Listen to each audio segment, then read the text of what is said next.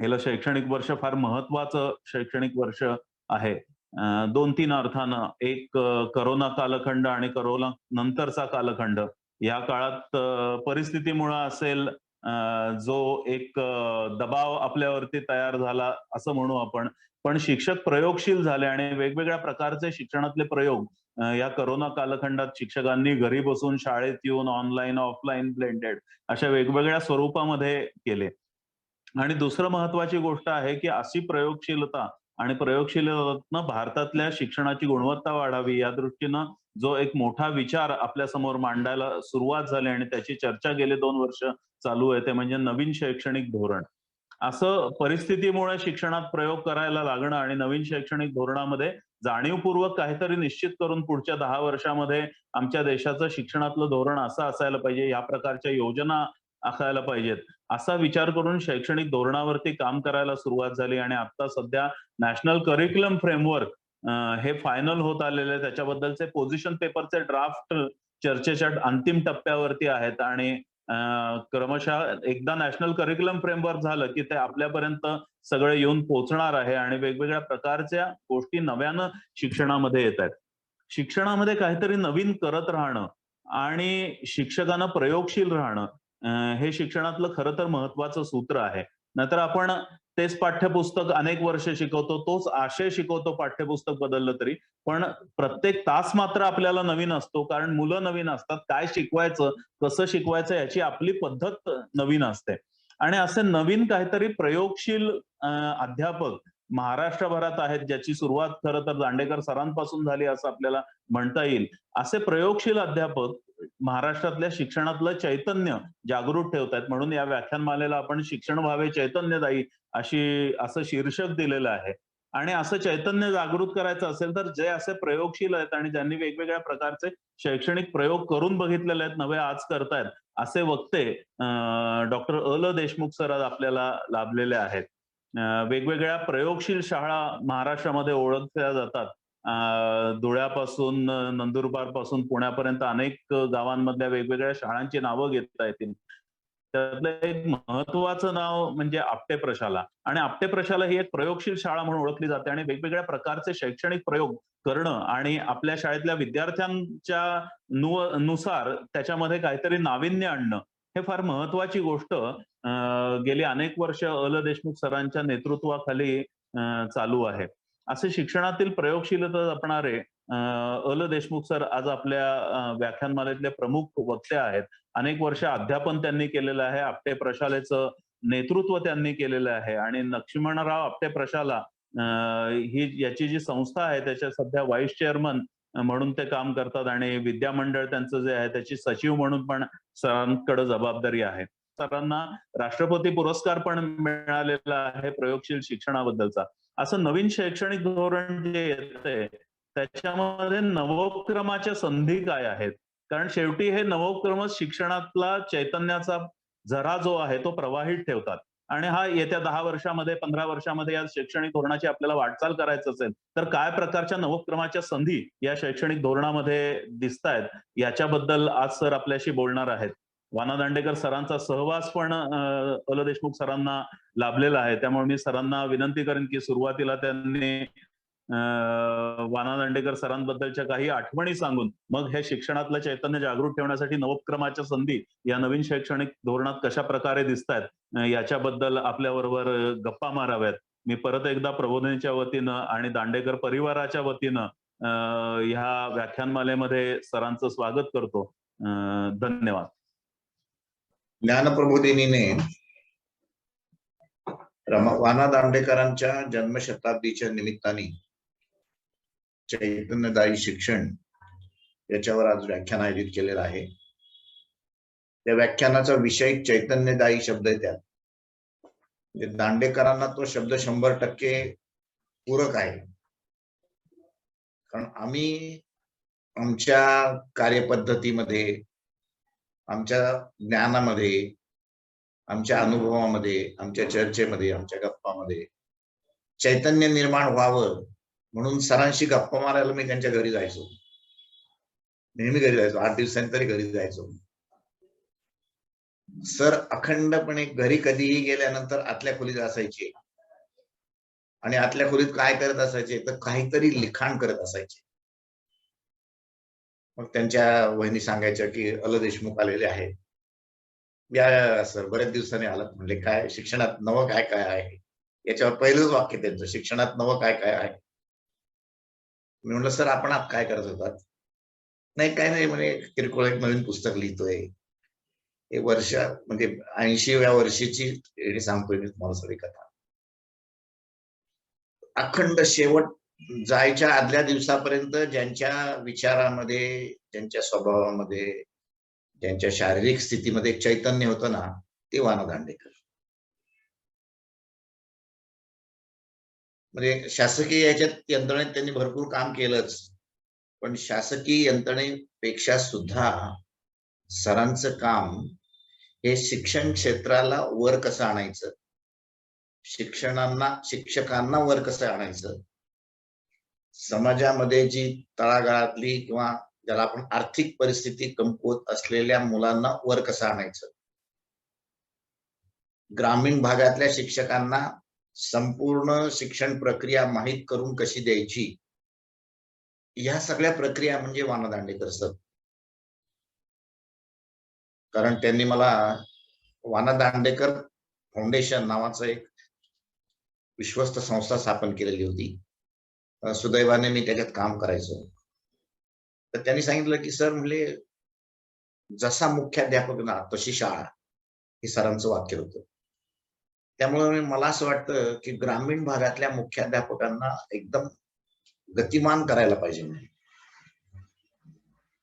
शिक्षणाच्या दृष्टिकोनातून ते बीएड झाले, एमएड झाले, एमए झाले असतील, पण म्हणले नेमकं शाळेमध्ये काय करायचं, शाळेत विद्यार्थी आहे, पालक आहे, शासन आहे, संस्था आहे, या सगळ्याचा दुवा म्हणजे मुख्याध्यापक आहे. आणि ह्या अँगलनी जर आपल्याला काही ग्रामीण भागात करता आलं तर आपल्या विश्वस्त संस्थेतर्फे ट्रस्टतर्फे करावं अशी सरांची इच्छा होती. मग आम्ही ती इच्छा पूर्ण करण्यासाठी जुन्नर तालुक्यातल्या सर्व मुख्याध्यापकांचं 2 दिवसाचं ट्रेनिंग प्रोग्राम घेतला होता आणि त्याची संपूर्ण रूपरेषा सरांनी आम्हाला त्यांच्या घरात करून दिली होती.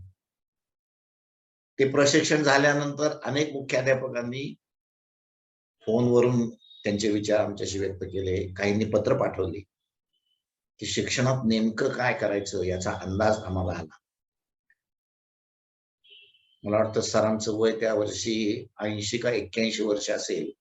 त्यावेळेला त्यांनी संपूर्ण 2 दिवसाचं ड्राफ्टिंग मिनिट टू मिनिट, कारण त्यांचा आग्रह वेळेवरचा फार अत्यंत महत्वाचं, म्हणजे Vana Dandekar is equal to time management असं असायचं ते. त्यामुळे आम्हाला मिनिट टू मिनिट प्लॅनिंग करून देऊन त्याप्रमाणे एक्झिक्युशन आम्ही जाऊन जुन्नरमध्ये केलं. सर इथं होते. सरांचं संपूर्ण काम या पद्धतीचं होतं की बेस्ट प्लॅनिंग करावं तर सरांनी करा. त्यामुळे कार्यवाही तुम्ही कशी करा, कार्यवाहीच्या लेवलवर म्हणले प्लॅनिंग जिथे उत्तम आहे तिथं कार्यवाही कधीही खराब होणार नाही, हे त्यांचं वाक्य असायचं. त्यामुळे त्यांचा प्लॅनिंगवर खूप भर होता. त्यांचे स्वभावाचे अनेक, म्हणजे Vana Dandekar is equal to mental ability हे संपूर्ण ऑल ओव्हर इंडियात प्रसिद्ध झालेलं समीकरण आहे. मानसिक क्षमतेची त्यांची पुस्तकं ही अत्यंत अप्रतिम होती. त्यांनी मानसिक क्षमतेची पुस्तकं लिहित असताना त्यांनी स्वतः तर लिहिलीच, पण त्यांच्या हाताखाली त्यांनी 15 ते 20 लेखक तयार केले. सरांचं हे योगदान फार मोठं आहे. ते प्रत्येक वेळेला पुस्तक लिहित असताना कोणते तरी नवीन 2-3 शिक्षक घेणार. त्या शिक्षकांना समजा मानसिक क्षमतेतलं काही येत नसलं ना तरी ते म्हणे तुम्ही काळजी करू नका, म्हणले तुम्ही फक्त मनापासून तयार आहात का सांगा. त्यांच्या हाताखाली मानसिक क्षमतेवर लिहिणारे महाराष्ट्रामध्ये 25 ते 30 शिक्षक तयार झालेले आहेत. म्हणून कोणाला नवीन तयार व्हायचं असेल, शिक्षण क्षेत्रातल्या नवीन व्यक्तीला तयार व्हायचं असेल, आम्ही नेहमी म्हणायचो की सर बीएड कॉलेजमध्ये फक्त तुम्हाला जाऊन नुसतं उभं केलं आणि तुम्हाला नुसतं तुम्ही शांतपणे नजर इकडे इकडे टाकल्या तरी लोकांना वाटेल की काहीतरी चैतन्य निर्माण होतंय, असं आम्ही थट्टेने म्हणायचो त्यांना. म्हणजे आम्ही त्याची थट्ट्याच्या माध्यमातून त्यांच्याशी खूप बोलायचो.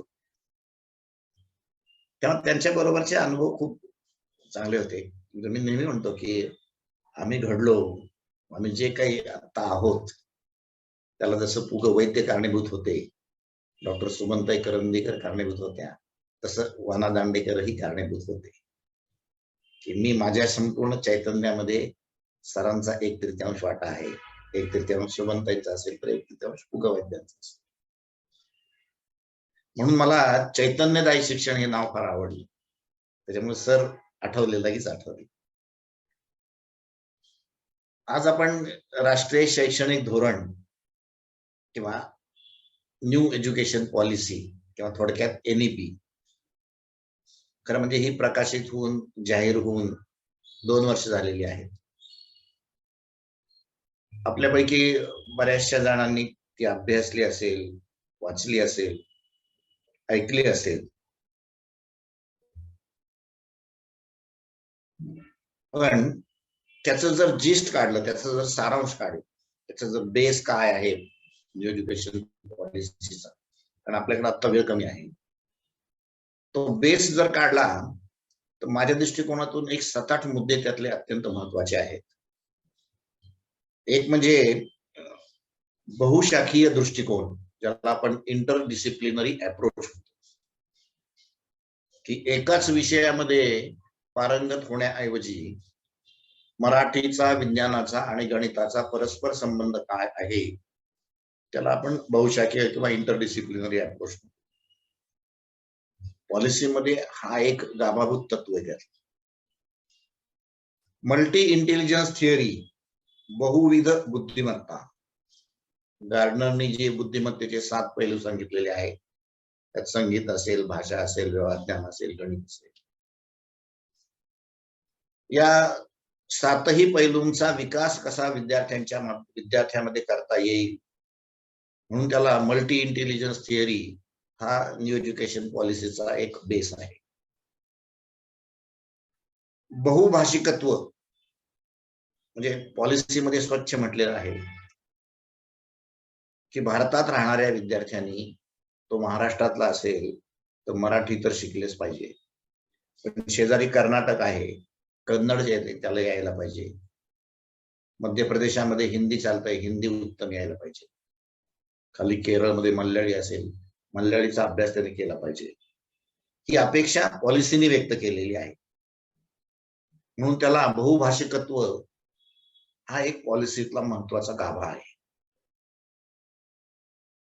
व्यावसायिक शिक्षण हा तर पॉलिसीचा बेसच आहे.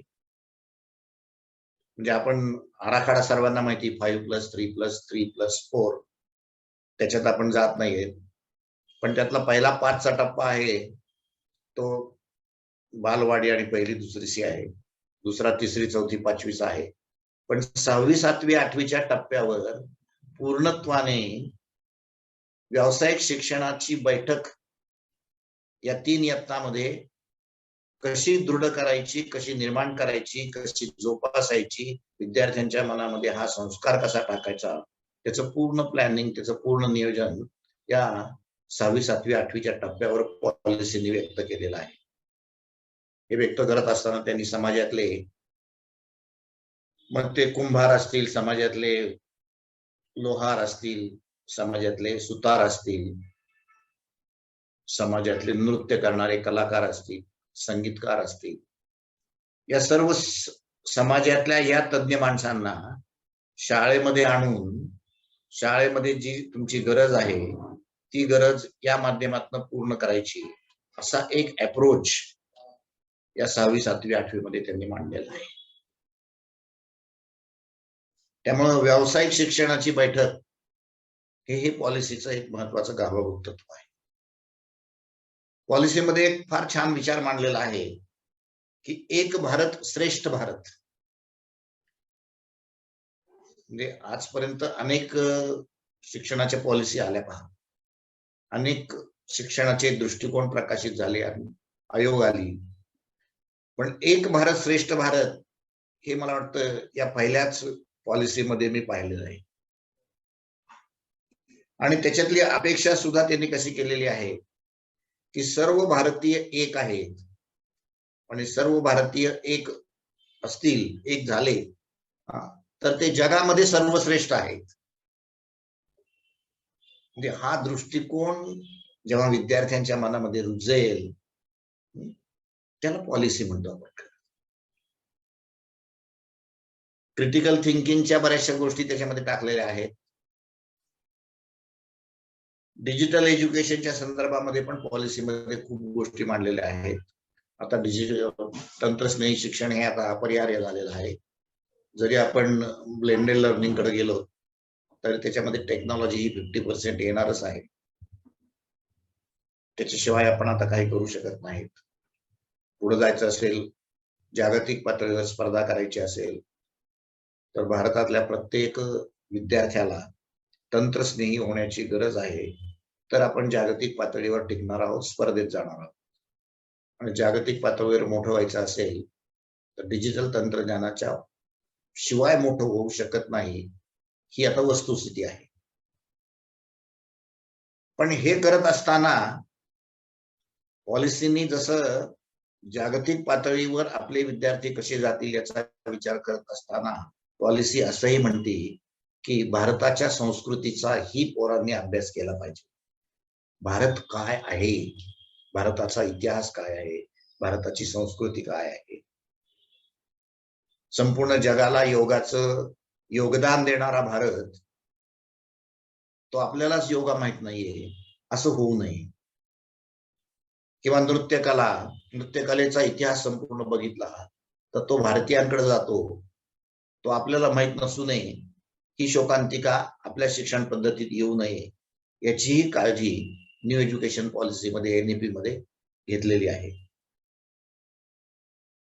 या संपूर्ण पॉलिसीमध्ये संशोधनाला खूप वाव दिलेला आहे, त्याला रिसर्च अप्रोच इन एज्युकेशन. आपल्याला वाटतं संशोधन म्हणजे फक्त PhD करायची म्हणजे संशोधन, असं अजिबात नाहीये. शिक्षण क्षेत्रातल्या प्रत्येक समस्येला उत्तर शोधायचं असेल तर तुम्हाला संशोधनाकडे जावं लागेल, रिसर्च अप्रोचच घ्यावा लागेल.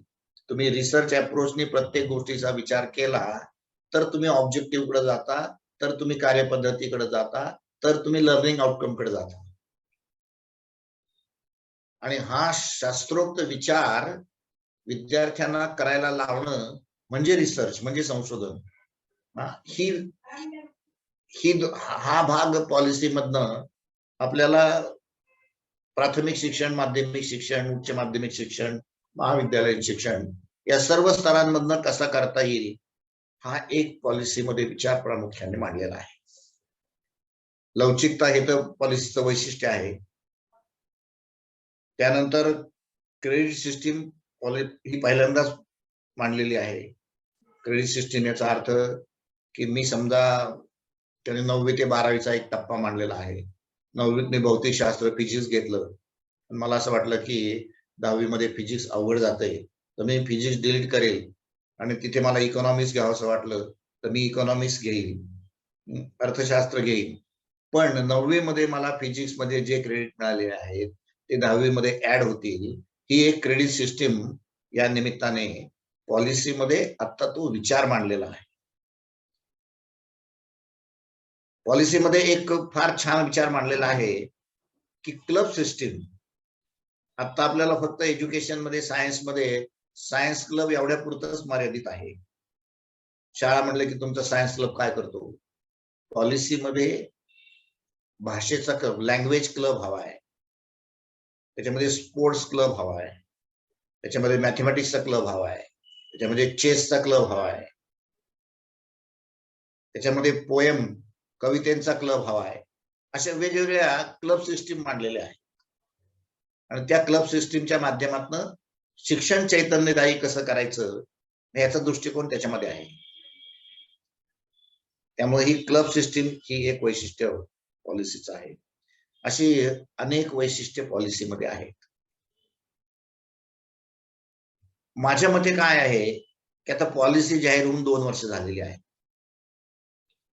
आपण सगळेजण एवढंच म्हणतोय की एक जाहीर झालंय, पण ते कधी व्हायचंय? सगळ्यांना ह्याची उत्सुकता आहे. हे कधी सुरू व्हायचंय, ते कधी सुरू व्हायचंय? त्याच्यामुळे त्याच्यातल्या अफवाही बाहेर पडलेल्या आहेत बऱ्याचशा, की आता ज्याला काही कळत नाही शिक्षणातलं, तो सुद्धा म्हणतो की आता 10वी बंद आहे सर. तोच आपल्याला समजून सांगतो की आता 10वी होणार, 10वीची परीक्षा बोर्डाची होणार नाही सर. म्हटलं तुम्हाला कोणी सांगितलं?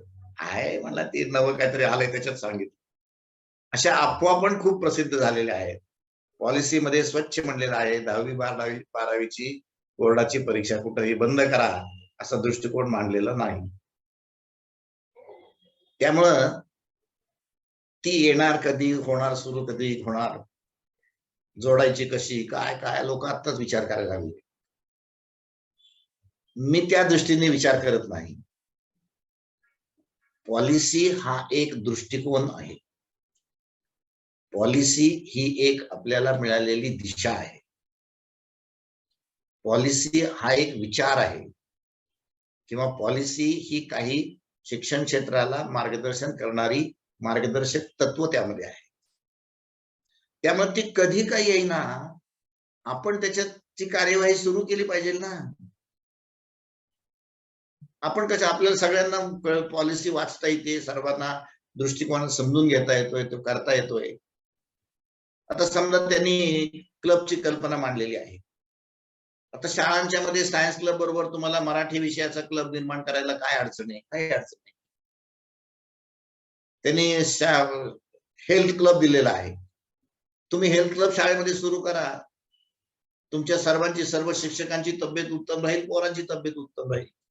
शिक्षणाचा मुख्य उद्देश आहे तुमची तब्येत उत्तम राहणं. मग तो हेल्थ क्लब सुरू करा ना शाळांच्या मध्ये.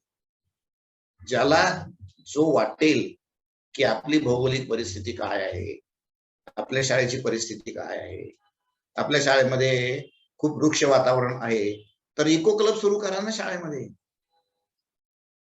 पॉलिसीने म्हटलेलं आहे ना, असे वेगवेगळ्या प्रकारचे क्लब शाळांमध्ये सुरू व्हावे. आपण कशाला वाट बघत बसतोय की आता ती पॉलिसी सुरू झाल्यानंतर क्लब करायचा आहे बरं का? काही कारण नाही ना. पण सुरू करायचं आहे आणि हे वाना दांडेकरांच्या जन्मशताब्दीचं व्याख्यान आहे. तर सुरू करायचंय त्याचं प्लॅनिंग तुम्हाला करावं लागेल. मी सुरुवातीलाच सांगितलंय की Vana Dandekar is equal to planning. उद्या तुम्हाला हेल्थ क्लब शाळेत सुरू करायचा आहे म्हणून 4 शिक्षक एकत्र आले आणि 10 मुलं एकत्र आले आणि क्लब तयार झाला. छे त्याला काही अर्थ नाहीये. ती गंमत होऊन जाईल शाळेतली. आरोग्य सुधारायच्या ऐवजी गमतीशीर मार्गाने कुणीकडे तरी प्रवास करेल. त्याचा उत्तम प्लॅन करा. उपक्रम आपण काय म्हणतो? उपक्रम म्हणजे काय, कुठेतरी जाऊन हाताने काहीतरी कामच केलं पाहिजे याला नाही उपक्रम म्हणत. बौद्धिक पूर्ण त्याच्यामध्ये योगदान दिलं पाहिजे. त्या उपक्रमाचं प्लॅनिंग जितकं उत्तम होईल तितकी त्याची यशस्वीता असणार आहे. या प्रत्येक क्लब जर शाळेमध्ये सुरू करायचा म्हटलं तर या प्रत्येक विषयाचा क्लब असावा. भूगोल क्लब आहे, करा वेल प्लॅन. शाळेमध्ये मला सांगा 7 आणि 8 आणि 9 10 विषय आहेत. 10 क्लब जर शाळेमध्ये प्रत्येक विषयाचे सुरू झाले ना, तर झालं ना चैतन्यदायी शिक्षण. आपलं चैतन्यदायी शिक्षणावर भर आहे. 10 क्लब मध्ये शाळेतले सगळे विद्यार्थी समाविष्ट होतील आणि काही वेगवेगळ्या ऍक्टिव्हिटी करायला लागतील. काही शाळांच्या मध्ये रेग्युलर दर रविवारी ट्रेकिंग क्लब आहे. दर रविवारी ट्रेकला पोरं जात आहेत. मग ट्रेकिंग उत्तम करणं हे चैतन्य निर्माण करणंच आहे. अशा पॉलिसी म्हणजे ह्या गोष्टी. समजा पॉलिसीमध्ये पहा, एक वाचन कट्टा हा विषय मांडलेला आहे पॉलिसी. फार छान विषय आहे तो. म्हणजे त्यांनी अशी इच्छा व्यक्त केलेली आहे पॉलिसीनी की प्रत्येक शाळेमध्ये ग्रंथालय आहे. फार पूर्वीपासून आपल्या शाळांच्या मध्ये ग्रंथालय आहेत. त्या ग्रंथालयात पुस्तकं घेण्यासाठी शासनाने ग्रँड, त्याला आपण टोटल ग्रँड येते ना शासन, त्याच्यामध्ये पुस्तकं खरेदीसाठी काहीतरी विशिष्ट एक 5%, 6%, 8% अशी रक्कम राखून ठेवलेली आहे. म्हणजे दरवर्षी शाळा, ग्रँटेबल शाळांचं बोलतोय मी, ग्रँटेबल शाळांमध्ये दरवर्षी पुस्तक खरेदी होती. त्या ग्रंथालयामध्ये प्रचंड मोठ्या प्रमाणात पुस्तकं आहेत, पण त्याचा वापर किती झालाय, कसा केलाय, काय केलाय याच्यावर संशोधन करायची वेळ आलेली आहे. ती पुस्तकं जर तिथंच पडून राहिली तर ते सगळे पैसे पण वाया जात आहेत. मग या पॉलिसीमध्ये एक चांगला विचार मांडलेला आहे की प्रत्येक शाळेने शाळेतल्या ग्रंथालयाच्या मदतीने आपल्या गावामध्ये वाचन कट्टे तयार करावेत. शाळेमधले सर्व शिक्षक आणि सिनियर विद्यार्थी, 9वी 10वी 11वी 12वीचे विद्यार्थी मदतीला घेऊन शाळेने प्रत्येक गल्ली गल्लीमध्ये एक वाचन कट्टा तयार करावा. हा, लोक येतील का वाचायला मला माहित नाही, पण काहीतरी सुरुवात होईल ना. लोकांना उत्सुकता होईल की या कट्ट्यावर काय, कोण पोरं आली तरी ती कुठली पोरं आहेत. तेव्हा त्या गल्लीतली पोरं एकत्र जमतील, 2-3 शिक्षक तिथं जातील. आठवड्यातनं नाही तुम्हाला रोज शक्य, अल्टरनेट डे करा, शनिवार रविवारी करा. काहीतरी वाचनाची सवय निर्माण होईल ना. निदान लोकांना वाटेल ना की हे वाचनासाठी चाललेलं आहे. सुरुवातीला वर्तमानपत्र वाचतील लोक, मग पुस्तकं वाचतील. या कोरोना काळामध्ये काही शाळेतल्या शिक्षकांनी फार छान काम केलं. कोरोना काळामध्ये काही शाळेतले शिक्षक मराठीचा अभ्यासक्रम शिकवत असताना उत्तम प्रकारचे उतारे वाचून दाखवायचे. पु ल देशपांडेंचे, वि.वा. शिरवाडकरांचे, त्याच्यानंतर शांता शेळकेंचे, त्यानंतर भौम पुरंदरांचे, आणि ते उत्तम उतारे इतके छान वाचायचे ना की घरात ते पोरगं तर वाचायचं, पण त्या पोराची आई, त्या पोराची मावशी ते उतारे ऐकायसाठी शेजारी बसलेले असायच्या. त्याला वाचनाची ताकद म्हणतो आपण. लोकांना आवड आहे ती प्रोत्साहित करायची संधी शिक्षणाने घ्यावी. शिक्षणाचं ते काम आहे. मग आता वाचन कट्टा सुरू व्हायला कशाला ती पॉलिसी ऍक्सेप्ट करणं, कशाला ती पॉलिसी शाळेत सुरू होणं, काय कारण आहे? पॉलिसीत ही दिशा दिलेली आहे, तुम्ही आता सुरू करा वाचन कट्टे. असे भारत विषयक ज्ञान हा एक पॉलिसीमध्ये महत्वाचा मुद्दा मांडलेला आहे. आता भारत विषयक ज्ञान मिळवण्यासाठी त्याला कशाला पॉलिसी सुरू व्हायला पाहिजे? भारतातले वैज्ञानिक कोण कोण आहेत त्याचा अभ्यास काय मुलांना द्या. भारतातले खगोलशास्त्रज्ञ कोण कोण आहेत त्याचा अभ्यास काय मुलांना द्या. भारतातल्या उत्तम महिला कोण कोण होत्या त्यांचा अभ्यास काय मुलांना द्या. भारतातले तत्वज्ञ कोण कोण होते त्यांचा अभ्यास काय मुलांना द्या. भारतातले बेस्ट पॉलिटिशियन कोण होते त्यांचा अभ्यास काय मुलांना द्या. भारताची संपूर्ण माहिती शाळांनी तयार करावी ना. आपल्याकडे पूर्वी हस्तलिखित नावाची योजना होती. आता जर आपण म्हटलं की भारत, माझा भारत, आणि त्याचं एक उत्तम हस्तलिखित झालं आणि त्याच्यात हे सगळे मी आता मांडलेले मुद्दे आले, तर भारताचं संपूर्ण ज्ञान त्याच्यात होईल ना. काही विद्यार्थी भारताचा नुसता भौगोलिक दृष्टिकोनातून अभ्यास करतील, काही विद्यार्थी भारताचा ऐतिहासिक दृष्टिकोनातून अभ्यास करतील, काही विद्यार्थी आर्थिक दृष्टिकोनातून अभ्यास करतील. उपक्रम म्हणजे हाच ना उपक्रम. पॉलिसीने जर म्हणलेलं आहे की भारताचा अभ्यास, भारताचं ज्ञान, भारताच्या विषयीची संपूर्ण सखोल माहिती घेऊन घ्या ना. जागतिक पातळीवर विवेकानंदांनी गाजवलेली भाषणं आहे, शक्य आहे आपल्याला हे. पॉलिसीमध्ये हाही एक विचार मांडलेला आहे, त्याचाही आपल्याला उपक्रम म्हणून विचार करता येईल. पॉलिसी असं म्हणते की राष्ट्रीय पुस्तक निर्मिती पॉलिसीने सुरुवात केलेली आहे. राष्ट्रीय पातळीवर पुस्तकं तयार होतील, ती घ्यायची का नाही घ्यायची हा आपला प्रश्न आहे. पण पॉलिसीने असाही विचार मांडलेला आहे की ज्या त्या स्टेटने, आता कसं आहे, आता फक्त बालभारती पुस्तक तयार करते. आपल्याकडे बघा, सीबीएसई ला अनेक प्रकाशक पुस्तक तयार करतात आणि त्याची विक्री करतात. महाराष्ट्रामध्ये हे शक्य नाहीये. महाराष्ट्रामध्ये बालभारतीचं पुस्तक हे स्टँडर्ड पुस्तक आहे. पॉलिसीने ते स्वातंत्र्य दिलेलं आहे. पॉलिसी असं म्हणते की वेगवेगळ्या प्रकारची पाठ्यपुस्तकं तयार होऊ शकतात. याच्यातल्या काही शिक्षकांनी आत्तापासूनच विचार करायला हरकत नाही की मी 5-6-7चं विज्ञानाचं पाठ्यपुस्तक नवीन एज्युकेशन पॉलिसी प्रमाणे तयार करील आणि ते बाजारात आणील. बघूयात तुमची किती क्षमता आहे, तुमची किती हिंमत आहे. बाजारात आणायचं म्हणजे 4 लोकांना ते आवडलं पाहिजे, लोकांना त्याची क्वालिटी कळली पाहिजे. लोकांना जर ती क्वालिटी कळली, लोकांना ते आवडलं, तर तुमचं कुठंतरी सार्थक झालंय ना. पण त्याची तयारी तुम्ही आतापासून तुमच्या मनात विचार निर्माण केला की पॉलिसीमध्ये आपल्याला सुरू झाल्यानंतर आपल्यालाही त्याच्यामध्ये ही वेगळ्या प्रकारची संधी आहे. बरं, एखादं पाठ्यपुस्तक तयार करायचं म्हणजे तुम्हाला त्याचा अभ्यासक्रम तयार करणं, तो शास्त्रशुद्ध पद्धतीने मांडणं, त्याच्यामध्ये काही चुका न ठेवणं, नाही तो व्हायची ब्रेकिंग न्यूज एखादी, तसं न होणं, त्याच्यानंतर त्याची मार्केटिंगचं काय पोझिशन आहे, ह्या सगळ्या गोष्टीचा विचार तुम्ही करणार आहात. त्याच्यासाठी तुम्हाला संदर्भ ग्रंथांचं वाचन करायला पाहिजे. तुम्हाला ते प्रत्येक कॉन्सेप्ट अद्ययावत काय आहे ते करायला पाहिजे. इथं तुमची स्वतःची ज्ञान पातळी वाढणार आहे. आपली ज्ञान पातळी आपणच वाढवणं. दुसऱ्याला काय पडलंय तुमची ज्ञान पातळी वाढवण्यासाठी? मी नेहमी असं म्हणतो की काही कोणाला पडलेलं नाहीये.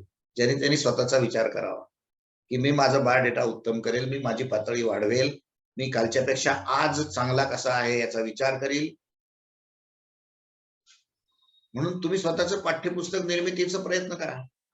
त्यातनं तुम्हाला पैसे पण मिळतील ना. म्हणजे पॉलिसीमध्ये असं म्हटलंय की पॉलिसीमध्ये क्लासेस घेणं याच्यावर थोडासा नकारात्मक व्ह्यू मांडलेला आहे की आपल्याकडे सगळ्या क्लास संस्कृतीत बोकाळलेल्या आहेत. त्या कशामुळे बोकाळलेल्या आहेत तर त्याच्यामध्ये पैसा भरपूर मिळतोय. अरे पण चांगल्या मार्गाने पैसे मिळवा ना. तुम्ही उत्तम पद्धतीने पाठ्यपुस्तकं तयार करा, बाजारात उत्तम खपली ना, तुम्हाला पैसे मिळतील. दोन्ही गोष्टी आहेत ना. आणि त्याला शासनाची मान्यता आहे, पॉलिसीची मान्यता आहे. कशाला शासनाचे अमान्य असलेल्या गोष्टीकडे जायचं, म्हणजे त्या क्लासेसकडे. मी काही क्लासेसच्या विरोधी नाहीये, पण क्लासेसनी सगळी संस्कृतीच खाऊन टाकली आपली आणि हळूहळू शाळा वस पडायला लागल्यात आणि क्लासेस मोठे व्हायला लागले. पॉलिसीने त्याच्यावर विचार केलेला आहे. तो प्रत्येक शिक्षकाने अभ्यासावा की कोचिंग संस्कृती कमी करण्यासाठी नेमकी शाळांनी कोणकोणत्या ऍक्टिव्हिटीज कराव्यात, इव्हॅल्युएशन मध्ये काही बदल केलेले आहेत, त्याचा विचार करायला पाहिजे. त्यामुळं त्याला आता तंत्रस्नेहीमध्ये खूप मोठ्या प्रमाणात तुम्हाला डिमांड आहे.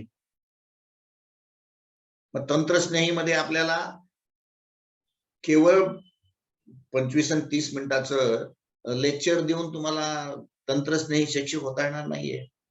तुम्हाला त्यात रंजकता आणली पाहिजे, तुम्हाला त्यात काही प्रयोग करून दाखवले पाहिजे, तुम्हाला काही चारोळ्या सांगितल्या पाहिजे, तुम्ही काही चांगले उतारे सांगितले पाहिजे, तुम्ही त्यांचे दैनंदिन जीवनातले अनुभव सांगितले पाहिजे, त्यांना थोडंसं हसवलं पाहिजे, तर त्या मुलांना इंटरेस्ट येईल ना.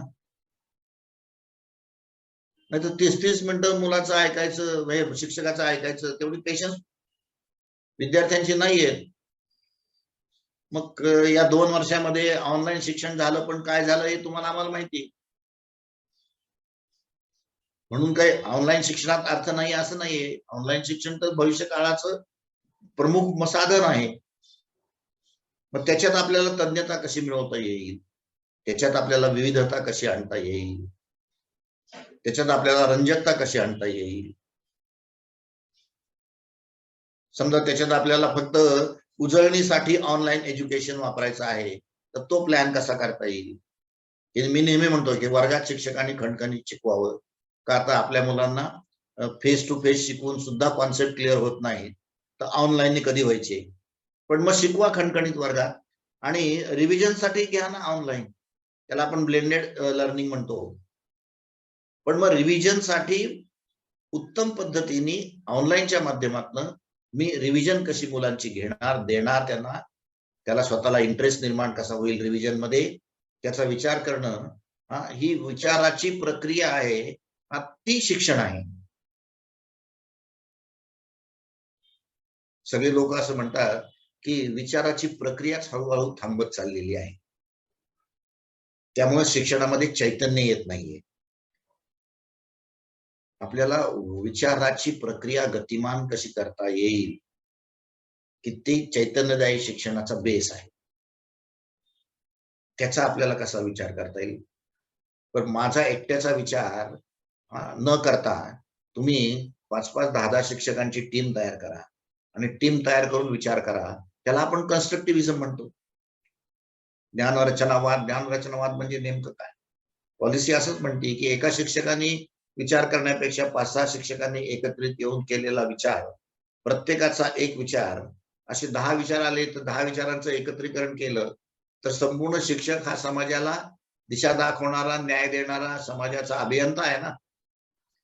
10-10 शिक्षक एकत्र येऊन विचार करायला लागले तर केवढी मोठी वैचारिक प्रगल्भता होईल ती. पॉलिसीला ती अपेक्षित आहे, चैतन्यदायी शिक्षणाला ती अपेक्षित आहे. उपक्रम काही एकट्याचा असू शकतो, उपक्रम 10 लोकांचा असला तर चांगला असतो.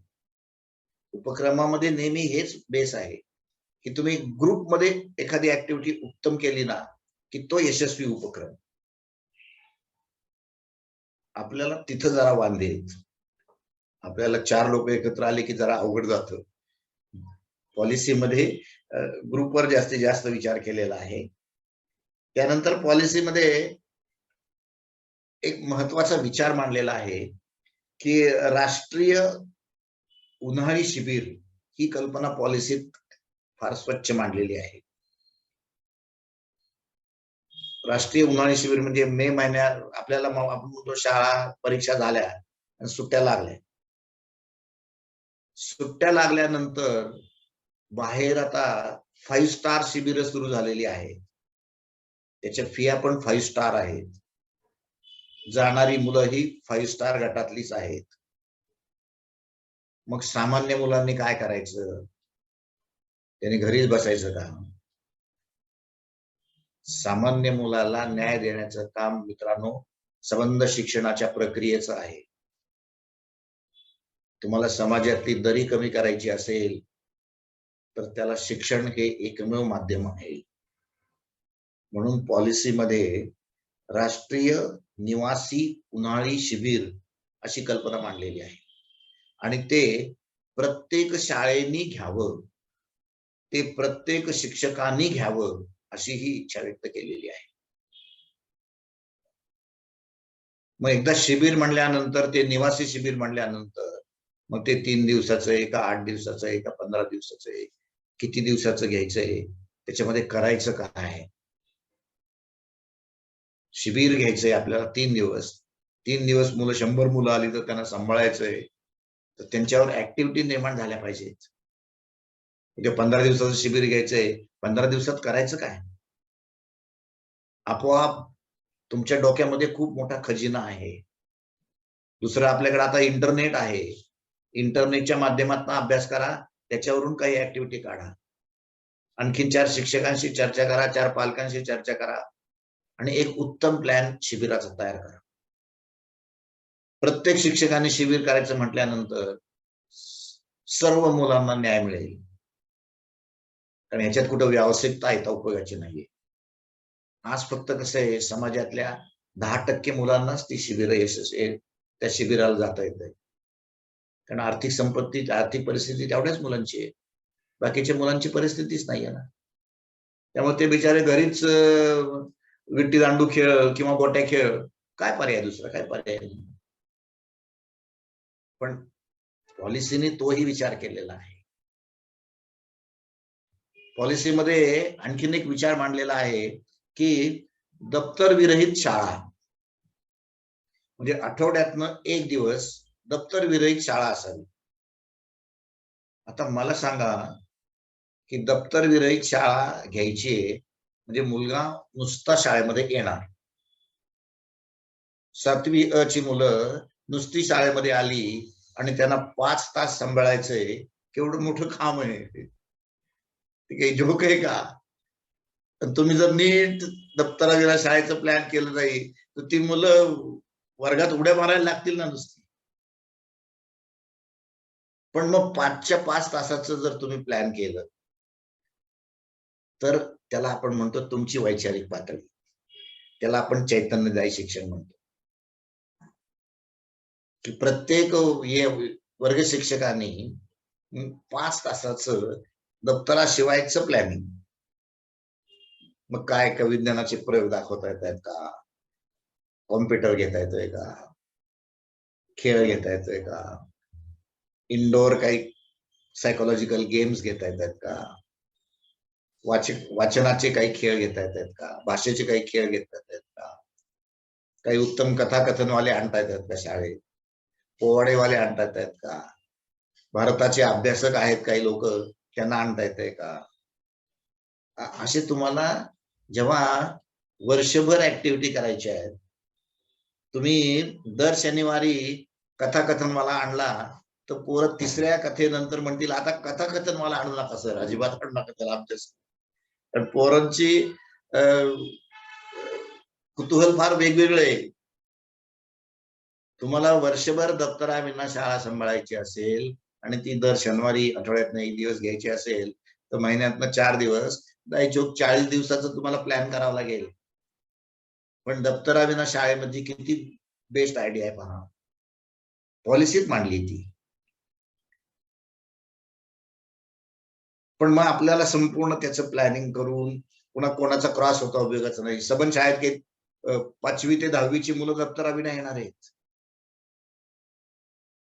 तुम्हाला मराठी शिकवायचं नाहीये, त्या दिवशी गणित शिकवायचं नाहीये, तुम्हाला इतिहास शिकवायचं नाहीये, पुस्तक नाही, काय नाही, वही नाही, पुस्तक नाही, पेन नाही. किती मुलं खुश होतील बघा. तुमच्या जवळ, आपल्या जवळ त्या आयडिया आहेत. मी नेहमी असं म्हणतो की प्रत्येक शिक्षकाच्या डोक्यात ना भन्नाट आयडिया आहेत, पण त्या बाहेरच यायला तयार नाहीत. त्या बाहेर आल्या की चैतन्यदायी शिक्षण होणार आहे. त्या बाहेर आल्या की पॉलिसीकडे जाणार आहोत आपण. ते विचार बाहेर आले की पॉलिसीतले एक एक गोष्टी आपोआप साध्य होणार आहेत. त्याला काही वेगळं करायची गरज नाहीये. पॉलिसीने आणखीन एक कल्पना मांडलेली आहे की आदर्श प्रगती पुस्तक. त्याच्यामध्ये आपण आता मूल्यमापनाचं, शाळेमध्ये आपल्याला आता फक्त परीक्षा घ्यायची आणि परीक्षेत पोरांचा रिझल्ट लावायचा आहे, म्हणजे झालं मूल्यमापन असं म्हणतो आपण. पण पॉलिसी असं म्हणते की पीअर ग्रुप इव्हॅल्युएशन. वर्गातल्या माझे मित्र आहेत वर्गात 4, माझ्या त्या 4 मित्रांनी माझं मूल्यमापन करावं, ते वर्ग शिक्षकाकडे द्यावं. पॉलिसी असं म्हणते की पेरेंटल इव्हॅल्युएशन, पालकांनी मुलाचं मूल्यमापन करावं, ते वर्ग शिक्षकाकडे द्यावं. पॉलिसी असं म्हणते सोशल इव्हॅल्युएशन. समजा मी पुण्यामध्ये नवस्वराज्य सोसायटीत राहतोय आणि मी आता 8वी मध्ये आहे, तर माझ्या सोसायटीतले जे सगळे फ्लॅट ओनर्स आहेत, त्यांनी माझ्याविषयीचं मत मांडावं, ते वर्ग शिक्षकाकडे, ते शाळेकडे द्यावं. आणि मग शेवटचं तुमचे मार्क काय असतील ते, असं मिळून एक संपूर्ण आयडियल प्रोग्रेस कार्ड, आदर्श प्रगती पत्रक, ही कल्पना पॉलिसीत मांडलेली आहे. मग प्रत्येक शिक्षकाने हा विचार करा की मी एक आदर्श प्रगती पुस्तक तयार करतो. मी सांगितलेले विचार आहेत आता इव्हॅल्युएशनचे, तेच असले पाहिजे असंही काही गरज नाही. तुम्ही एक प्रत्येकाने नमुना तयार करा ना प्रगती पत्रकाचा. पॉलिसी म्हणते ना की आदर्श प्रगती पत्रक. कदाचित तुम्ही उत्तम नमुने तयार केले आणि तुम्ही गव्हर्नमेंटला पाठवून दिले की मी एक पॉलिसी प्रगती पत्रकाचा आदर्श नमुना असावा असं म्हटलेलं आहे, मी तयार केलेला आहे, मी तो शासनाला अभ्यासासाठी पाठवलोय. कदाचित तो मान्य होईल, कोणी सांगितलंय. म्हणजे आपल्याला उपक्रम करायला खूप मोठा स्कोप पॉलिसीचा आहे. एक आदर्श प्रगती पत्रक तयार करणं केवढं मोठं काम आहे. कदाचित ते सगळ्या देशाला सुद्धा लागू पडेल, बेस्ट असेल ते. आणि ते एनसीआरटी कडे गेलं आणि एनसीआरटी वाटलं अरे हे प्रगती पत्रक काय उत्तम आहे बघा. ते होणार उत्तम तुम्ही तयार केलं तर. त्यामुळं पॉलिसी पॉलिसी पॉलिसी आपण ज्याला म्हणतो ना, ती काही पहिला 5चा टप्पा कधी सुरू होतोय, पुढच्या 3चा टप्पा कधी सुरू होतोय, त्याच्याशी पॉलिसीचं काय देणं घेणं नाही. स्टेटने ती ऍक्सेप्ट केली का नाही, स्टेट कधी सुरू करणार आहे, मग आमच्या शाळेत इन्फ्रास्ट्रक्चर नाही, मग 11वी 12वी कुणीकडे जाणार, तिकडे कुणीकडे जाऊ दे. तुम्ही विचार करा, तुम्ही चैतन्य निर्माण करणारे कुठले कुठले मुद्दे आहेत, त्या मुद्द्यावर विचार करा. रिसर्च आहे, संशोधन आहे, संशोधनाचं किती मोठं काम, ज्याला आपण ऍक्शन रिसर्च म्हणतो. शिक्षण क्षेत्रातल्या प्रत्येक समस्येला उत्तर आहे ते ऍक्शन रिसर्च मध्ये आहे. तर ऍक्शन रिसर्च असं म्हणतो की ज्या त्या शिक्षकांनी त्या शाळेशीच प्रयत्न करायचा आहे, त्या शाळेविषयीच मतं मांडायची, त्या शाळेच्या समस्येवर अभ्यास करायचा आहे. मी लक्ष्मणराव आपटे प्रशालेत आहे, तर मी फक्त लक्ष्मणराव आपटे प्रशालेच्या समस्यांचा अभ्यास करील आणि त्यातलं पॉझिटिव्ह सोल्युशन काढेल. असं आपटे प्रशालेमध्ये 40 शिक्षक आहेत, तर 40 समस्येवर अभ्यास होईल, त्यातनं शाळेची गुणवत्ता वाढणार आहे, त्यातनं शाळा मोठी होणार आहे. की 40 समस्या शाळेच्या दूर झाल्या तर झाली शाळा टॉप. ती ताकद ऍक्शन रिसर्च मध्ये आहे, ती ताकद कृती संशोधनात आहे, ती ताकद रिसर्च अप्रोच मध्ये आहे, ती ताकद आपल्याला पॉलिसीने दिलेली आहे. पॉलिसी असं म्हणते की रिसर्च अप्रोच इन एज्युकेशन वापरा. प्रत्येक शाळेने प्रत्येक शिक्षकाला एक कृती संशोधन आपल्या शाळेवर करायला हवं. एक कृती संशोधन करणं म्हणजेच खरं म्हणजे प्रकल्प त्यात येतोय, उपक्रम त्यात येतोय, सगळं त्यात येतंय. की शाळेमध्ये विद्यार्थी उशिरा येतात, त्यांचा अभ्यास करणे आणि उशिरा येणाऱ्या विद्यार्थ्यांची संख्या कमी करणे, झाली शाळेची गुणवत्ता वाढली. पालक सभेला पालक उपस्थित राहत नाहीत, त्याची कारण शोधणे आणि पालकांची उपस्थिती वाढवणे, झालं पॉझिटिव्ह अप्रोच. शाळेतल्या मुलांची हस्ताक्षर खराब आहेत, तर सुंदर हस्ताक्षराचा प्रोग्राम तयार करणे, तो मुलांवर इम्प्लिमेंट करणे, मुलांची हस्ताक्षर सुधारणे, झाला ऍक्शन रिसर्च, झालं त्या शाळेतलं. असं अकॅडमिक असतील, सोशल असतील, पेरेंटल असतील, कितीतरी प्रॉब्लेम आहेत ना, कितीतरी समस्या आहेत. एखादा शिक्षक जर म्हणला मला कुठलीच समस्या नाहीये, तर तीच एक समस्या आहे. त्या शिक्षकावर अभ्यास करा, त्याच्यावर कृती संशोधन करा की त्याला कशा समस्या नाहीत शिक्षणात. हे फार उत्तम साधन आहे आपल्याकडे कृती संशोधन. पॉलिसीने ते सांगितलेलं आहे की प्राथमिक शाळेपासून शिक्षणामध्ये संशोधनाचा अंतर्भाव असावा, करावा, वापर करावा आणि शाळेची गुणवत्ता कशी वाढवता येईल त्याचा विचार करावा. अशा सगळ्या गोष्टी त्याला आपण पॉलिसी म्हणतो. म्हणून मित्रांनो, मला असं वाटतं की चैतन्यदायी शिक्षण जे आहे ते म्हणायला शब्द सोपा आहे, पण तो करायला खूप अवघड आहे. एखाद्या गोष्टीमध्ये, एखाद्या व्यक्तीमध्ये चैतन्य निर्माण करणं ही प्रक्रिया तुमची स्वतःची वैचारिक प्रक्रिया उत्तम असल्याशिवाय शक्य नाही. तुम्हाला प्लॅनिंगचा उत्तम अभ्यास असल्याशिवाय शक्य नाही. तुम्हाला उत्तम मांडणी करता आल्याशिवाय शक्य नाही. तुम्हाला 10 माणसांशी चर्चा केल्याशिवाय शक्य नाही. तुम्हाला इंटरनेटवर जाऊन नवनवीन कल्पनांचा अभ्यास केल्याशिवाय शक्य नाही. तुम्हाला रिसर्च अप्रोच वापरल्याशिवाय शक्य नाही. ती पॉलिसी आहे, ती ही न्यू एज्युकेशन पॉलिसी. तिचा उत्तम अभ्यास करून आपण चैतन्यदायी शिक्षण निर्माण करू. आणि वाना दांडेकरांचं नाव आपल्या पाठीशी आहे. तेच खूप मोठं आहे खरं म्हणजे, की ज्याच्या पाठीशी हे नाव आहे तो प्रत्येक शिक्षक चैतन्यदायी होणारच, अशी माझी दृढ विश्वास आहे, अशी माझी मनापासूनची भावना आहे.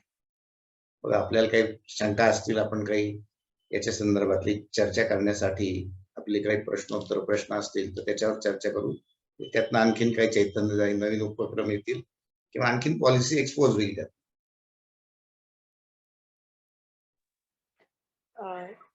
धन्यवाद सर. खरंच असंच ऐकत राहावं असं वाटतंय. इतकं सहज तुम्ही संवाद साधलात आणि व्याख्यानापेक्षा सहज बोलणं ते खूप भावलं. तर काही जणांनी तुम्ही जसं आता म्हणलात तसं प्रश्न चॅटबॉक्समध्ये लिहून ठेवलेले आहेत. तर आपण मी ते वाचते आणि मग नंतर ज्यांनी हात वर केलाय त्यांना संधी देऊया. येस. तुम्ही जेव्हा पॉलिसीबद्दल म्हणत होतात, व्यावसायिक शिक्षण हा पाया आहे. तर मी विचारलंय की कार्यानुभवाचं शिक्षण म्हणजे जेव्हा आम्ही शिक्षण घेत होतो तेव्हा कार्यानुभवाचे तास कसे व्हायचे हे सगळ्यांनाच माहिती आहे. तर ते तसे झाले तसेच व्यावसायिक शिक्षणाचे होणार नाहीत याच्यासाठी काय करायला पाहिजे? थोडक्यात शिक्षकांच्या प्रशिक्षणाबद्दल त्यांची शंका आहे. तर ते व्यावसायिक शिक्षण उत्तम होण्यासाठी काय करता येईल? हा, सर. मी मगाशी आपल्याला सांगितलं की कार्यानुभव हा विषय शाळेमध्ये होता किंवा त्याचं पुढे एक्सटेन्शन होऊन तो SUPW या स्वरूपात आला, सोशली युजफुल प्रोडक्टिव्ह वर्क. त्याच्यामध्ये नेमकं काय झालं तर ज्या शिक्षकाला तास बसत नाही त्याला कार्यानुभवाचा तास देऊन टाका. टाइम टेबल तयार करत असताना 2 तास मला कमी पडतायत ना, द्या कार्यानुभव. अरे पण त्याला कार्यानुभव येतोय का नाही काही? त्यामुळं ज्या शिक्षकाला कार्यानुभव येत नव्हता तो कार्यानुभवाचा शिक्षक झाला, त्यामुळं शिक्षणाचं संक्रमण झालं नाही, व्यवसायाचं संक्रमण झालं नाही. आता मी विज्ञान शिक्षक आहे आणि मी कार्यानुभव काय शिकवणार? पण मला तास कमी पडत होते, दिले. नव्या एज्युकेशन पॉलिसीमध्ये तो विचार केलेला आहे. नव्या एज्युकेशन पॉलिसीमध्ये समाजामध्ये जे जे तज्ञ मंडळी त्या व्यवसायातली आहेत त्यांना शाळेत बोलवणार आहेत. म्हणजे त्या गावातला जो सुतार असेल तो शाळेमध्ये येऊन विद्यार्थ्यांना सुतारकीचं काम शिकवणार आहे. शाळेमधले गावामध्ये एखादा उत्तम संगीतकार असेल म्हणजे गाण्यातला तज्ञ असेल तो शाळेमध्ये येऊन पोरांना गाणी शिकवणार आहे. गावामध्ये एखादी नृत्य करणारी उत्तम महिला असेल किंवा जेंट्स असेल कुणी, ते शाळेमध्ये येऊन शाळेत शिकवणार आहे. त्यामुळं शिकवणाऱ्याच्या जवळ जी तज्ञता आहे ती मुलांच्याकडे व्यवसायातनं जाणार आहे, तर ती मुलात येणार आहे. त्यामुळे काही प्रमाणामध्ये पॉलिसीमध्ये याला सोल्युशन मिळालेलं आहे आणि याला त्यांनी तज्ञ मार्गदर्शक म्हणलंय, त्याचं पेमेंट परस्पर शासन देणार आहे. समाजातला हा जो घटक आहे ना, इथे कसं आहे, समाज आणि शाळा जोडण्याचा पण प्रयत्न केलेला आहे. नाही तर आज समाजातली तज्ञता ती तिथेच वाया चालली ना. त्यामुळं व्यावसायिक शिक्षणाची ही 6, 7, 8 मध्ये सिस्टीम मांडलेली. 6वी, 7वी, 8वीच्या मुलांना या गोष्टी केल्या जातील.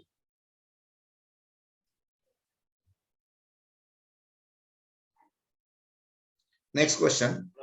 हा, दुसरा प्रश्न म्हणजे एक भारत श्रेष्ठ भारत ही कल्पना आवडली आहे आणि त्याच्यासाठीच संस्कृत भाषा आणि भारत ही अशी ओळख आहे. म्हणजे तर मग संस्कृत भाषा सुरुवातीपासूनच का नाही? म्हणजे बऱ्याच नंतरच्या टप्प्यावरती बऱ्याच शाळांमध्ये येते, शिवाय ती पर्यायी पण असते.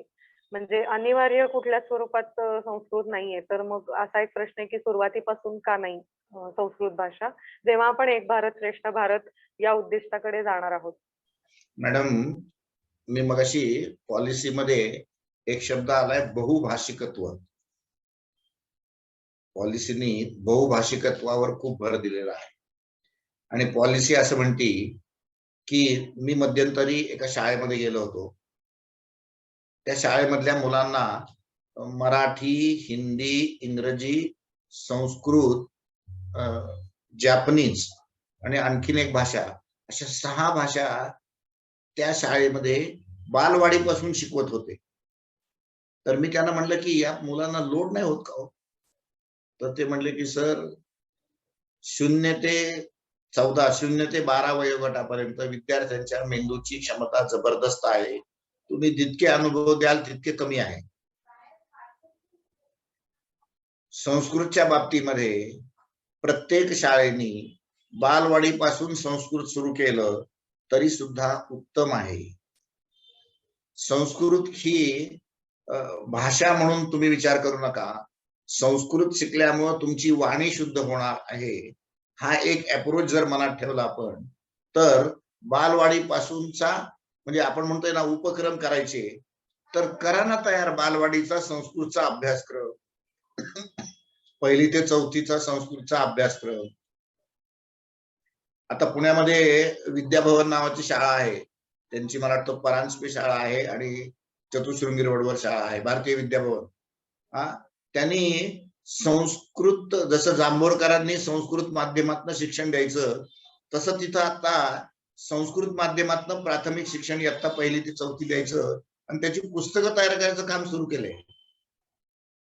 तेव्हा अभ्यास केला आम्ही संपूर्ण भारतामध्ये, तर भारतामध्ये खूप मोठ्या प्रमाणामध्ये संस्कृत मधनं पाठ्यपुस्तकं तयार झालेली आहेत. कर्नाटकामध्ये मोठ्या प्रमाणात संस्कृतची पाठ्यपुस्तकं अवेलेबल आहेत. आपल्याला कुठलंही बंधन नाही. पॉलिसीनी लवचिकता शब्द वापरलेला आहे की तुम्हाला कुठलेही विषय घ्यायला कुठलंही बंधन नाहीये. तुम्ही बालवाडीपासून संस्कृत सुरू करा, कुठेही अडचण नाही. पण त्याची ते असं म्हणू नका की शासनाचा कधी येतोय अभ्यासक्रम, शासनाचं कधी येतंय पुस्तक, मग काही संस्कृत होणार नाही. ज्याला वाटतंय ना त्यांनी माझ्या शाळेच्या, माझ्या संस्थेच्या इयत्ता 1ली ते 5वीच्या केजीचे 3 वर्ष आणि 1ली 2रीचे या 5 टप्प्यातला हा संस्कृतचा अभ्यासक्रम, हे मी संस्कृत सुरू करणार आमच्या शाळेत. मी आपट्या हायस्कूल मधल्या केजीच्या मुलांना संस्कृतचे श्लोक आठवड्यातनं 1 दिवस संस्कृतचे शिक्षक येतात, संस्कृत भारतीचे, आणि ते शिकवतात. काही अडचण नाही. हे तुमच्या आमच्या मनावर आहे, तुमच्या आमच्या मानसिक क्षमतेवर आहे, मानसिकतेवर आहे. म्हणून बहुभाषिकत्व ही योजना पॉलिसीने मांडलीच आहे. म्हणतात की कर्नाटकी शिका, मल्याळी शिका, बंगाली शिका, संस्कृत नाही केवळ. ऑटोनॉमी हाही एक धागा घेतलेला आहे की स्वायत्तता हाही पॉलिसीचा बेस आहे. विशेषतः महाविद्यालयीन शिक्षण हे पूर्ण ऑटोनॉमीनी होणार आहे. आता काय झालंय, आता आपली विद्यापीठ ही फक्त मुलांची परीक्षा घेण्यात गुंतलेली आहे. विद्यापीठाची 80% कार्यपद्धती फक्त परीक्षेवर खर्च होतीये. प्रत्यक्ष विद्यापीठाचं काम आहे संशोधन करणे आणि शिकवणे. परीक्षा घेणे हे विद्यापीठाचं कामच नाहीये. त्यामुळे आपली विद्यापीठ जागतिक पातळीवर मागे आहेत. पॉलिसीने तो विचार केलाय आणि ऑटोनॉमी दिलेली आहे. प्रत्येक महाविद्यालय हे स्वतंत्र विद्यापीठ असेल, त्यांनी त्याची परीक्षा घ्यावी आणि त्यांनी त्याची जाहीर करावी रिझल्ट. विद्यापीठ एकत्र करणार नाही. म्हणजे मग विद्यापीठात संशोधन होईल, विद्यापीठात शिक्षण होईल. त्याला आपण ऑटोनॉमी म्हणतो.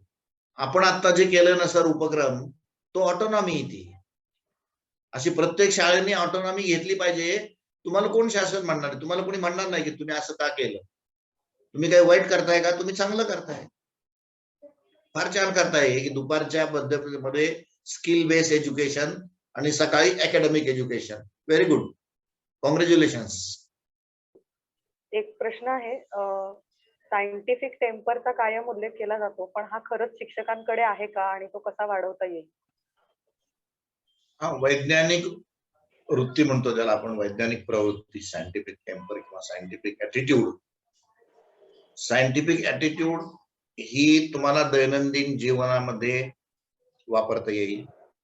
विज्ञानातला शिकलेला संबोध आहे, शाळेमध्ये आपण एखादा संबोध शिकतो, त्याचा वापर आपण जीवनामध्ये कसा करतो, त्याला आपण वैज्ञानिक प्रवृत्ती किंवा वैज्ञानिक विचार म्हणतो.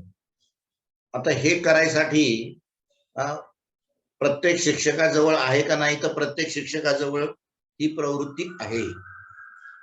मी मगाशीच म्हटलं ना की प्रत्येक शिक्षकाजवळ अत्यंत उत्तम पद्धतीच्या सर्व गोष्टी आहेत, त्या फक्त आपण बाहेर काढायला तयार नाहीये. तुम्ही जर असं ठरवलं यावर्षी की या संबंध वर्षामध्ये सायंटिफिक ऍटिट्यूड डेव्हलप करण्यासाठी मी आठवड्यातले माझे जे 7-8 तास आहेत, त्या 8 तासातला 1 तास सायंटिफिक ऍटिट्यूड साठी वापरेल. त्या दिवशी नुसत्या डिस्कशन होती, मुलं आणि शिक्षक यांची सायन्सवर फक्त चर्चा होईल आणि सायन्सवर चर्चा झाली ना की त्याच्यात आपोआप सायंटिफिक ऍटिट्यूड निर्माण होईल. पण ते जाणीवपूर्वक केलं पाहिजे. ते सहजतेने होणार नाही. आज कसं झालंय, पोर्शन पूर्ण करणे, त्याच्याहून परीक्षा घेणे आणि परीक्षा घेतल्यानंतर रिझल्ट लावणे. आता मी म्हणलं ना की 1 तास तुम्ही सायंटिफिक ऍटिट्यूडला वापरा, की लगेच शिक्षक म्हणतील मग आमच्या पोर्शनचं काय, पोर्शन कसा पूर्ण होणार.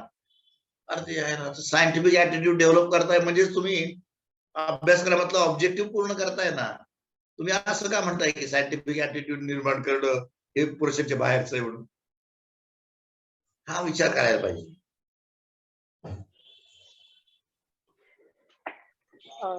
धन्यवाद सर. आपण व्याख्यानाच्या शेवटाकडे आहोत. कधी संपू नये आणि अजून प्रश्न विचारत राहावे आणि सरांनी त्याच्यावरती उत्तरं देत राहावी असंच सगळ्यांना वाटतंय. पण तरी कार्यक्रम संपवणं हा एक भाग आहे. तर मी सायलीताईंना विनंती करते की त्यांनी समारोप करावा. धन्यवाद रुचिताई. मला वाटतं श्रोत्यांच्या मनातले बहुतेक शंकांचं निरसन हे सरांनी केलेलं आहे. अजूनही काही प्रश्न आहेत पण त्यासाठी आपण पुन्हा एकदा भेटू हे नक्की. तर वाना दांडेकर जन्मशताब्दी निमित्त आयोजित या व्याख्यानमालेत ल. देशमुख सरांनी आज नवीन शैक्षणिक धोरणातील नवोपक्रमाच्या संधी या विषयावर आपल्याला मार्गदर्शन केलं. या मार्गदर्शनामध्ये सरांनी स्वतःहून ज्या प्रत्येक 7 विषय किंवा 7 विचार मांडले त्या प्रत्येक ठिकाणी सरांनी आपल्याला 5-6 करण्यासारखे उपक्रम सांगितले. म्हणजे आज तसा आपण विचार केला तर सरांनी आपल्याला मोठं मार्गदर्शन केलंय. पूर्ण शैक्षणिक धोरणात कितीही उपक्रम आपल्याला राबवता येतात कितीतरी, हे नक्की सरांनी आपल्याला सांगितलं आहे. अगदी म्हणजे वाना दांडेकर सर म्हणजे चैतन्य आणि प्लॅनिंग इथनं सुरुवात करून वाना दांडेकर सरांचा एवढा परिचय, त्यांचा अनुभव आमच्याशी शेअर केला. तसंच जसा मुख्याध्यापक तशी शाळा ही संकल्पना मला फार आवडली. एक भारत श्रेष्ठ भारत या विषयावरती नवीन शैक्षणिक धोरणामध्ये जी जागा दिली आहे त्याला, ही पण अतिशय महत्वाची आहे. तर ह्या सगळ्या आपल्या मार्गदर्शनाबद्दल नक्की धन्यवाद सर. खूप छान वाटलं तुमचे शब्द ऐकून, मार्गदर्शन घेऊन. आपण आपला बहुमूल्य वेळ दिलात त्याबद्दल आभारी आहे. आपल्यासोबत आज कल्याणी मांडके आहेत, वाना दांडेकर यांची कन्या. तर ताई तुमचेही खूप खूप आभार. म्हणजे आज वाना दांडेकरांची उपस्थिती ही तुमच्या ह्याच्यातून आम्हाला नक्की जाणवेल. आम्ही काही त्यांना फार भेटलेलो नाहीये आमची पिढी, पण तरी सुद्धा तुमच्या उपस्थितीमुळे आम्हाला ते आज त्यांचे विचार आणि सरांचे मार्गदर्शन या ह्याच्यातून तुम्ही आमच्या जवळ आहात. तर तुमचेही धन्यवाद. सर्व उपस्थितांनी या व्याख्यानाला खूप उत्स्फूर्त प्रतिसाद दिला, नोंदणी छान केली, भरपूर लोक आम्हाला जोडली गेली, त्याबद्दल सर्व उपस्थितांचे आभार. ही कल्पना व्याख्यानमालेची मांडून ती साकार करण्यासाठी ज्ञान प्रबोधिनी शैक्षणिक उपक्रम संशोधिकेचे प्रशांत सर यांचे आम्हाला खूप मार्गदर्शन लाभले. त्यासाठी सर धन्यवाद तुमचे.